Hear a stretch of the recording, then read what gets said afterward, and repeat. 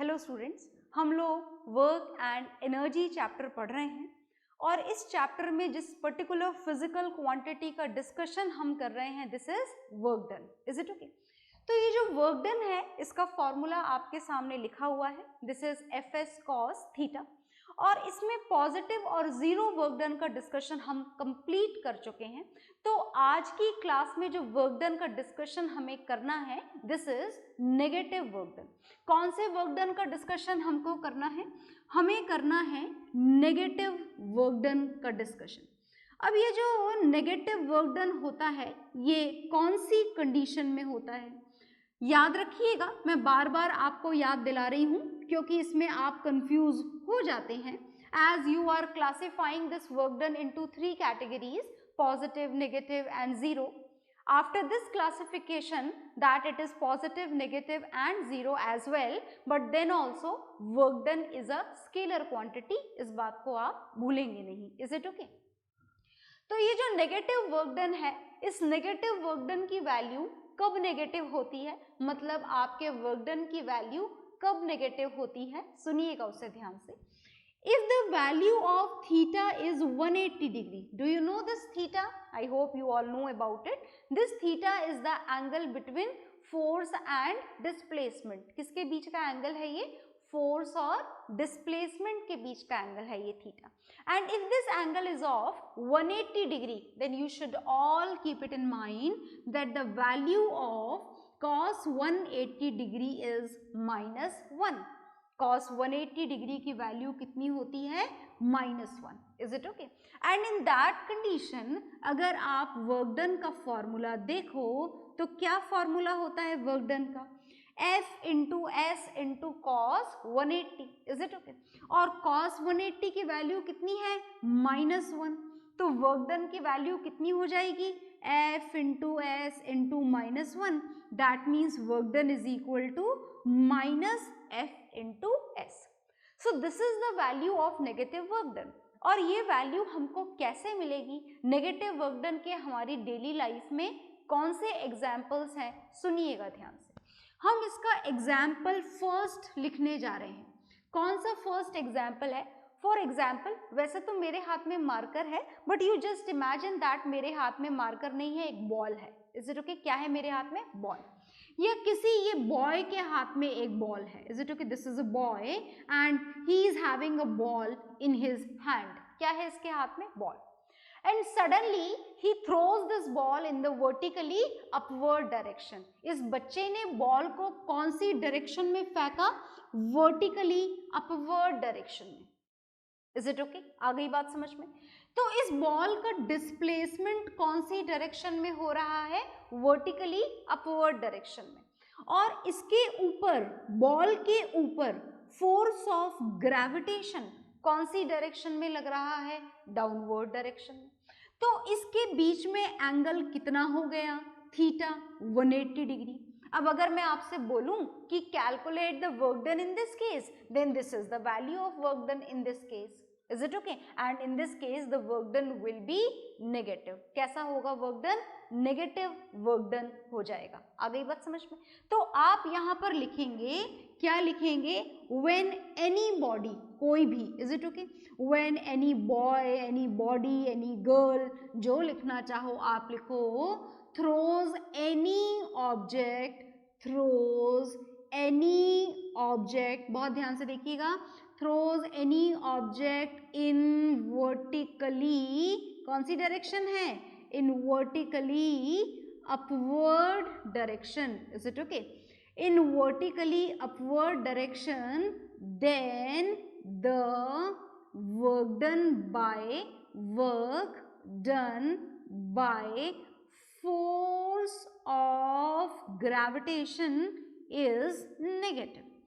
Force of gravitation is negative. Note down करें, फिर इसका एक और पॉइंट ऑफ व्यू है उसका भी डिस्कशन हम करेंगे, राइट? हाँ जी, तो ये आपने देख लिया और आपने समझ लिया कि अगर आपसे पूछा गया कि कोई भी बच्चा, कोई भी ऑब्जेक्ट, कोई भी बॉडी अगर किसी भी ऑब्जेक्ट को वर्टिकली अपवर्ड डायरेक्शन में थ्रो करते हैं तो वहां पर वर्क डन की वैल्यू कितनी होगी? नेगेटिव। पर देखिए आपने यहाँ पर इस बॉय के बारे में तो सोचा ही नहीं। इस बॉय ने फोर्स कौन सी डायरेक्शन में लगाया? इस बॉय ने तो फोर्स ऊपर की डायरेक्शन में लगाया ना।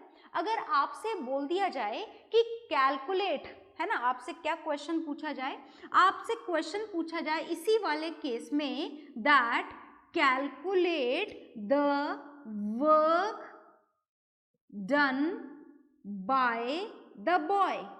अगर आपसे पूछा ही ना जाए कि calculate the work done by force of gravitation, आपसे इसी कंडीशन के लिए ये पूछ लिया जाए कि calculate the work done by the boy, boy ने कितना काम करा, तो देखिए बात ऐसी है, बॉय ने तो ऊपर ही फेंका था, बॉय का फोर्स तो ऊपर ही था और बॉय के फोर्स की डायरेक्शन में ही बॉल मूव कर रही थी। मतलब जब बात बॉय की जाए तो फोर्स किधर लगाया जा रहा है? ऊपर।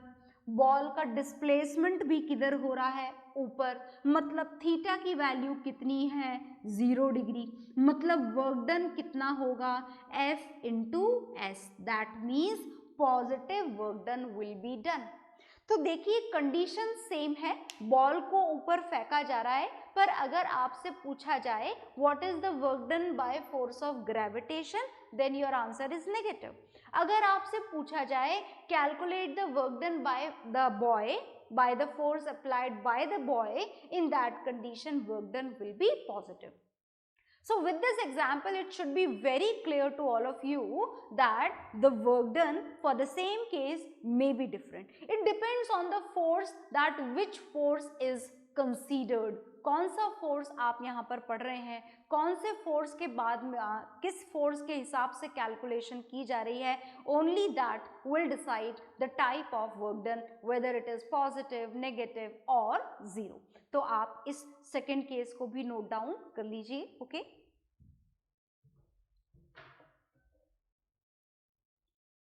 हाँ जी, तो आपने ये नोट डाउन कर लिया होगा और इसी को नोट डाउन करने के साथ साथ जो हमारी वर्क डन की इंफॉर्मेशन है वो हम पूरी तरीके से गेन कर चुके हैं। वर्क डन के बारे में हमें जितना जानना था हम जान चुके हैं और अब जो हमें पढ़ना है वो हमें पढ़ना है हमारे चैप्टर की सेकेंड फिजिकल क्वांटिटी। आपके चैप्टर की सेकेंड फिजिकल क्वांटिटी समझ गए ना कौन सी है? आपके चैप्टर की सेकेंड फिजिकल क्वांटिटी है एनर्जी। तो आपको जो सेकेंड फिजिकल क्वांटिटी पढ़नी है वो है एनर्जी। तो चलिए एनर्जी पढ़ेंगे। अब हम वर्क डन हम पूरी तरीके से समझ चुके हैं with a lot of examples and with the help of some questions, and finally we are going to know about this new physical quantity that is energy. अब ये एनर्जी के बारे में भी बड़े ध्यान से सुनना, बड़ी सिंपल सी फिजिकल क्वांटिटी है वैसे तो ये एनर्जी। आप बोलते हो ना आज तो हमको बहुत कम एनर्जी फील हो रही है, आज तो हमें बहुत ज़्यादा एनर्जी फील हो रही है। तो अच्छा, जब आपको कम एनर्जी फील होती है अपनी बॉडी के अंदर, ऐसा होता है ना कभी कभी, you feel less energetic, you feel tired, you feel a loss of energy in your body, then what would happen? जब आप अपनी बॉडी में वीकनेस फील करते हो, लॉस ऑफ एनर्जी फील करते हो, लेस एनर्जी फील करते हो, लेस एनर्जेटिक फील करते हो, देन व्हाट हैपन? क्या होता है? आप टायर्ड हो जाते हो, आप काम कम कर पाते हो, आपका वर्क डन कम हो पाता है। Is it okay? और जब आप ज्यादा एनर्जेटिक होते हो तो कुछ ना कुछ तो करते हो। Is it okay? अच्छा, जरूरी नहीं है आप पढ़ाई करते हो, आप पढ़ाई भी अच्छे से कर लेते हो, पर आप खेल भी अच्छे से लेते हो, आप भाग भी अच्छे से लेते हो, और शायद आप अपने मॉम और डैड की थोड़ी बहुत हेल्प भी कर देते हो अच्छे से, if you have a lot of energy. बात समझ में आ गई ना? तो देखिएगा, सुनिएगा ध्यान से। तो एनर्जी क्या है? एनर्जी की डेफिनेशन आप क्या लिखेंगे? Energy is defined as, energy is the ability to do work, that is known as energy. क्या है energy? Energy is the ability to do work. किसी भी काम को करने की एबिलिटी को ही क्या बोला जाता है? एनर्जी। आपके पास ज्यादा एनर्जी है तो आप ज्यादा काम करेंगे, आपके पास कम एनर्जी है तो कम काम करेंगे। ऐसा है क्या? बिल्कुल ऐसा ही है। मतलब अगर आपसे इवन ये भी पूछा जाए कि what is the SI unit of energy, तो मैं आपको काम की बात बताती हूँ, कि जो एनर्जी की एसआई यूनिट है, बहुत ध्यान से सुनना, SI unit of energy is same as that of work done. तो वर्क डन की एसआई यूनिट आपने क्या पढ़ी थी? जूल। मतलब एनर्जी की भी एसआई यूनिट क्या है? Same, that is joule. Is it okay?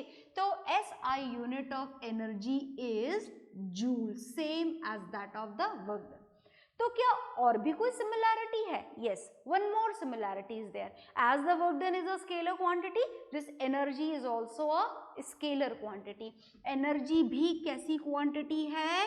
Scalar quantity है। It is also a type of scalar quantity.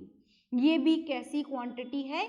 Scalar quantity. That means whenever we are going to measure the value of energy, then there is no need of direction. Direction की कोई जरूरत होती ही नहीं है। कब नहीं होती है? when we are talking about the work done as well as when we are talking about the energy. Is it okay? तो चलिए, एनर्जी के बारे में हमें ये तो समझ में आ गया कि एनर्जी क्या होती है और एनर्जी वर्क डन से किस तरीके से रिलेटेड होती है। अच्छा, इतनी ज्यादा रिलेटेड होती है एनर्जी वर्क डन से that they both are having the same SI unit and as well as they both are having the same formula also. Is it okay? जितने भी फॉर्मूला है एनर्जी का, they can be used to calculate the work done as well as जो work done का formula है that can be used to find out the value of energy. Even we can exchange the formula of work with energy and the formula of energy with the work done. Formula तक आप exchange कर सकते हो work और energy का। Is it okay? आ गई बात समझ में? तो चलिए, एनर्जी के बारे में अगर बात करी जाए तो we should know some forms of energy. Energy is available in so many variations, बड़े सारे फॉर्म ऑफ एनर्जी हैं। जैसे फिलहाल आपके पास में जो एनर्जी पहुंच रही है वो मेरी एनर्जी पहुंच रही है and that is sound energy. जो आवाज होती है उस आवाज वाली एनर्जी को क्या बोला जाता है? उस आवाज वाली एनर्जी को बोला जाता है साउंड एनर्जी। सुनते जाइएगा और समझते जाइएगा। जो नेक्स्ट फॉर्म ऑफ एनर्जी है वो है लाइट एनर्जी। अच्छा देखिए, सुनिए ध्यान से, ये लाइट एनर्जी का मतलब वो इलेक्ट्रिसिटी वाली नहीं कि लाइट आ रही है और लाइट चली जा रही है, not like that. When we are talking about the light energy, तो लाइट एनर्जी का मतलब है रोशनी।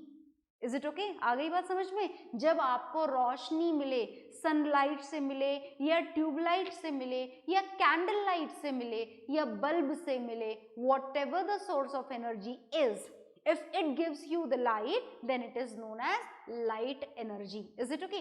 तो जो आप electricity use करते हैं that is another form of energy and that form of energy is known as electrical energy, जिससे आप अपने different electrical appliances run करते हैं, जैसे आपके घरों का AC, refrigerator, fan, tube light, whatever. Is it okay?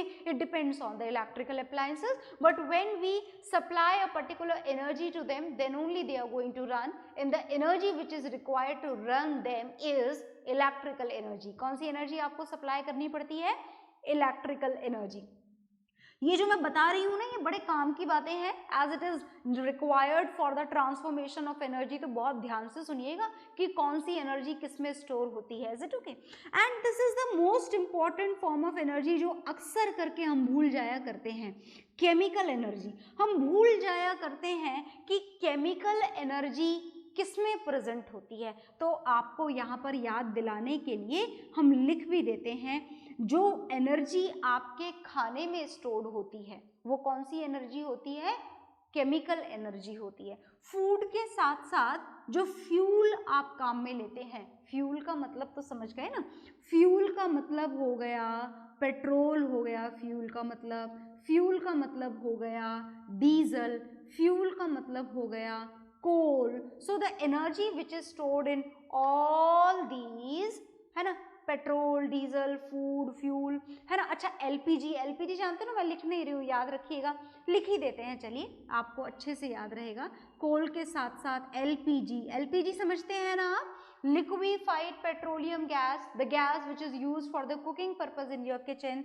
Similarly one more, एक और लिख लो, this is very common, CNG, compressed natural gas, जिससे आपके वो ग्रीन कलर वाले ऑटो चला करते हैं, है ना, compressed natural gas. So all these fuels, कोई सा भी फ्यूल हो, हमने कुछ लिख दिए हैं कुछ नहीं लिखे हैं, all these fuels are having this chemical energy in them.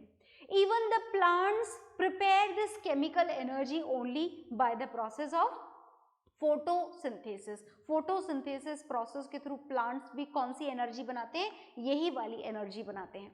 And fifth, ऐसे तो बहुत सारे फॉर्म्स ऑफ एनर्जी हैं, पर हम उनमें से कुछ ही लिखने जा रहे हैं। जैसे जो फिफ्थ एनर्जी मैं लिखने जा रही हूँ, दिस इज वेरी इंपॉर्टेंट, आपको ये वाली एनर्जी फुल डिटेल में पढ़नी है। तो ये है मैकेनिकल एनर्जी। इस मैकेनिकल एनर्जी को आपको शायद मतलब समझ में नहीं आया होगा इस मैकेनिकल एनर्जी का, तो मैकेनिकल एनर्जी हम पढ़ेंगे, अभी फुल डिटेल में पढ़ेंगे। तो आप पहले इन सबको नोट डाउन कर लीजिए, then we will learn this mechanical energy in full detail. Is it okay?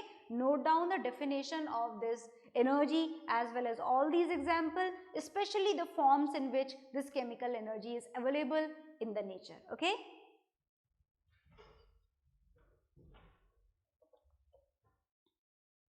हाँ जी, तो आपने ये नोट डाउन कर लिया होगा, और जैसा कि मैंने आपको बोला था कि इसको नोट डाउन करने के बाद में जो मैं आपको फुल डिटेल में पढ़ाने जा रही हूँ, दिस इज मैकेनिकल एनर्जी। कौन सी एनर्जी हम पढ़ेंगे फुल डिटेल में? हम फुल डिटेल में पढ़ेंगे मैकेनिकल एनर्जी। अब ये मैकेनिकल एनर्जी क्या होती है, चलिए देखते हैं।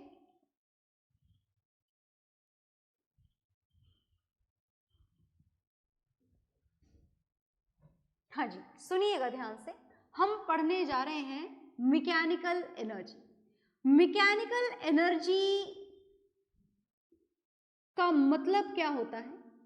This mechanical energy can be divided more into two parts.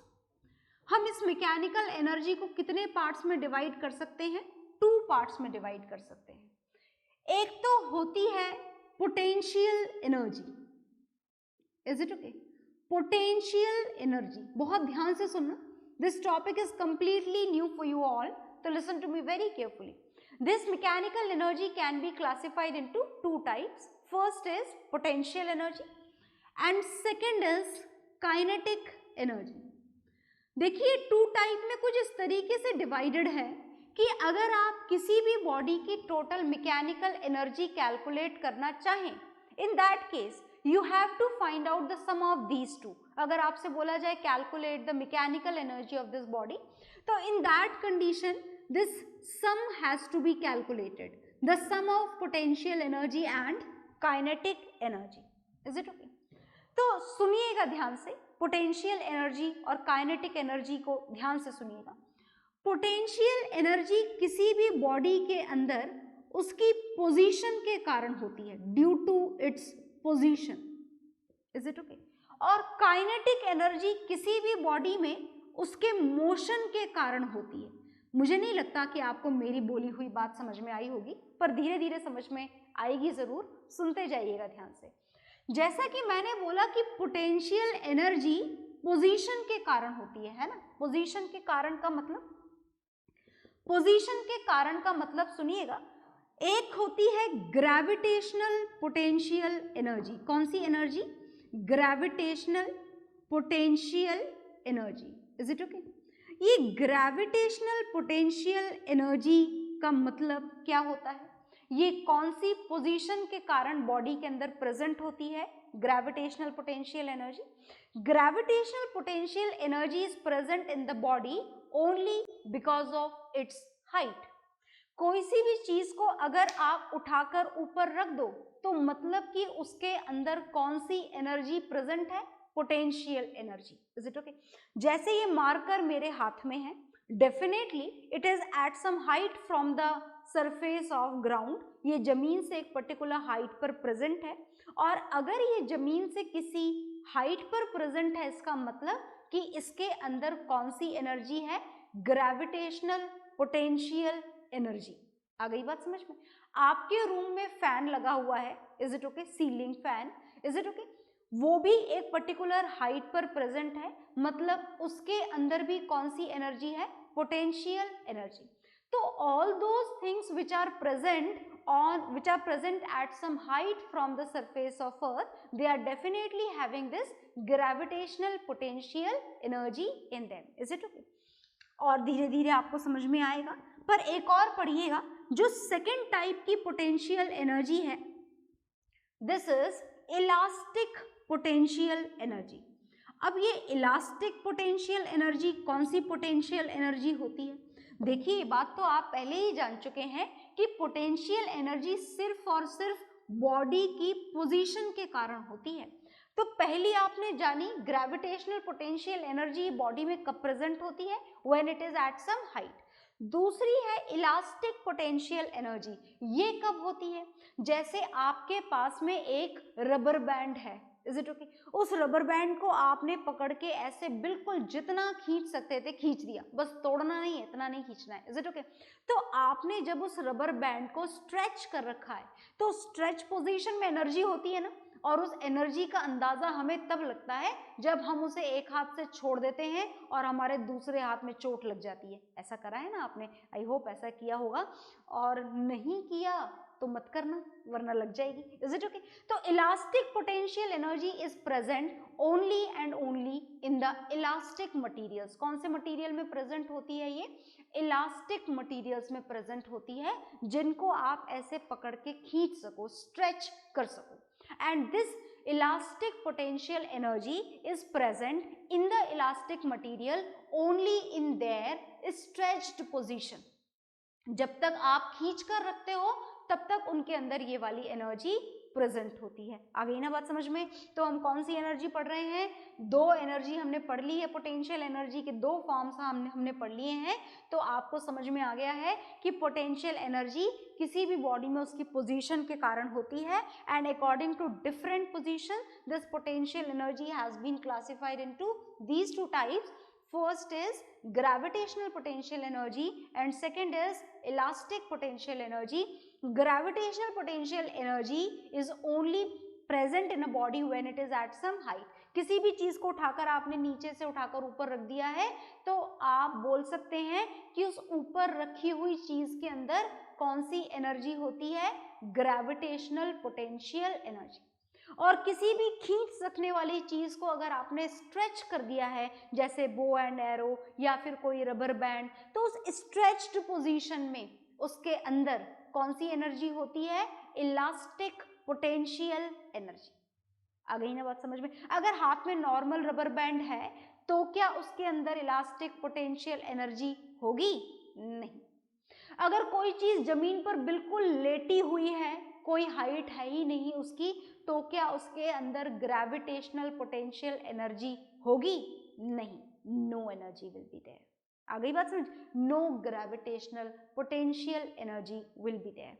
तो ये हमने छोटा सा इंट्रोडक्शन जाना है पोटेंशियल एनर्जी का, हमें इसे और जानना है, पर उससे पहले हम काइनेटिक एनर्जी पढ़ लेते हैं, थोड़ा सा इंट्रोडक्शन इसका भी कर लेते हैं। तो ये जो काइनेटिक एनर्जी है ये बॉडी में कब प्रेजेंट होती है?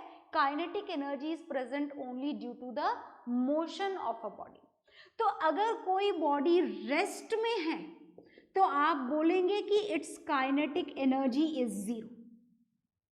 आ गई ना बात समझ में? ठीक है। और अगर कोई सी भी बॉडी मोशन की पोजीशन में है तो आप बोलेंगे it's kinetic energy is not equal to zero. तो if you are in rest your kinetic energy is zero. If you are start moving, आप भागने लग जाओ, दौड़ने लग जाओ, चलो भागना दौड़ना छोड़ो, चलने ही लग जाओ, in that condition your kinetic energy will not be equal to zero. आ गई बात समझ में? तो ये हमने सिर्फ इंट्रोडक्शन जाना है मैकेनिकल एनर्जी का, कि what is the meaning of potential energy and what is the meaning of kinetic energy. You note them all, सब कुछ नोट डाउन कर लीजिए। ओके, तो आपने ये नोट डाउन कर लिया होगा। अब नोट डाउन करने के बाद में आपने दो टाइप की एनर्जी का थोड़ा बहुत पता लगा लिया है, पोटेंशियल एनर्जी का भी और काइनेटिक एनर्जी का भी। Is it okay? तो चलिए, ये जो पता लगाया है आपने, अच्छी बात है। अब हम वन बाय वन इनके बारे में थोड़ा और डिटेल में जानेंगे। तो हमें जो सबसे पहले जानना है that we will start with the gravitational potential energy. कौन सी एनर्जी हम पढ़ने जा रहे हैं थोड़ा सा डिटेल में, ग्रेविटेशनल पोटेंशियल एनर्जी। देखो एनर्जी का टॉपिक शुरू करने से पहले ही मैंने आपको बता दिया था कि energy and work done are same, बिल्कुल सेम है। एनर्जी के फॉर्मूले से वर्क डन और वर्क डन के फॉर्मूले से एनर्जी आप कैलकुलेट कर सकते हो। तो हम ग्रेविटेशनल पोटेंशियल एनर्जी कैलकुलेट करेंगे और कैलकुलेट करने के लिए जो फॉर्मूला हम काम में लेंगे वो है वर्क डन। और वर्क डन से हम क्या कैलकुलेट करना चाहते हैं, हम कैलकुलेट करना चाहते हैं ग्रेविटेशनल, थोड़ी जगह कम है, ग्रेविटेशनल पोटेंशियल एनर्जी की कैलकुलेशन हम किससे करना चाहते हैं, वर्क डन से। तो देखिएगा ये मैंने क्या बनाया है, earth surface, ground and normal ground है ना, अर्थ की सरफेस बनाई है आपने, अपने जमीन का फ्लोर बनाया, मतलब समझ में आ गई ना बात, अपने घर का फ्लोर, वो भी फर्स्ट फ्लोर सेकंड फ्लोर नहीं, बिल्कुल ग्राउंड फ्लोर वाला फ्लोर बनाया है। Is it okay? और ये बुक यहाँ पर रखी हुई है, क्या रखी हुई है, बुक। Is it okay?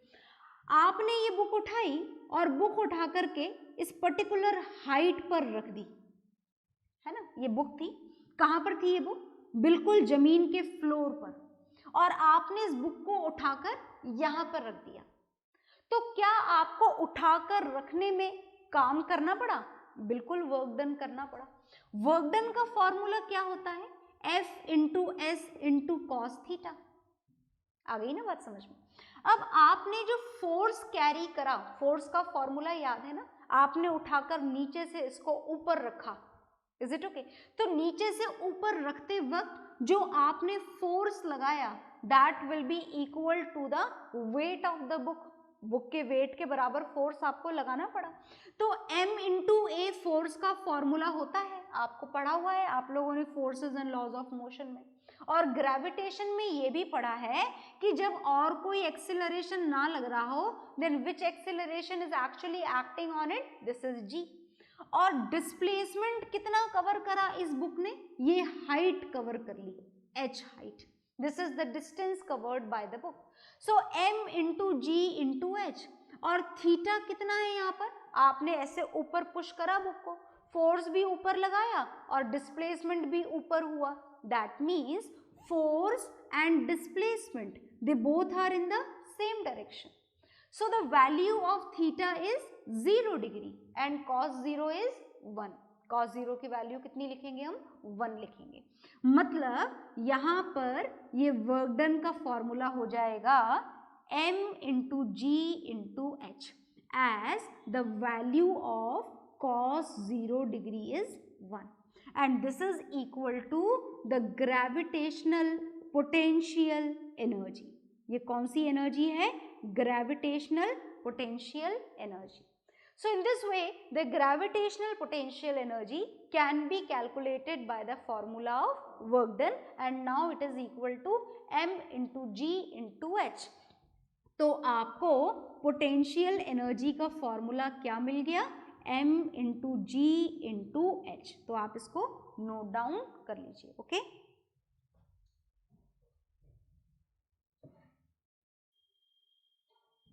हाँ जी, तो आपने ये नोट डाउन कर लिया होगा। और इसी तरीके से हमने ग्रेविटेशनल पोटेंशियल एनर्जी का फॉर्मूला डिराइव कर लिया है और नेक्स्ट क्लास में यही काम हम करेंगे काइनेटिक एनर्जी के लिए। Okay, bye everyone.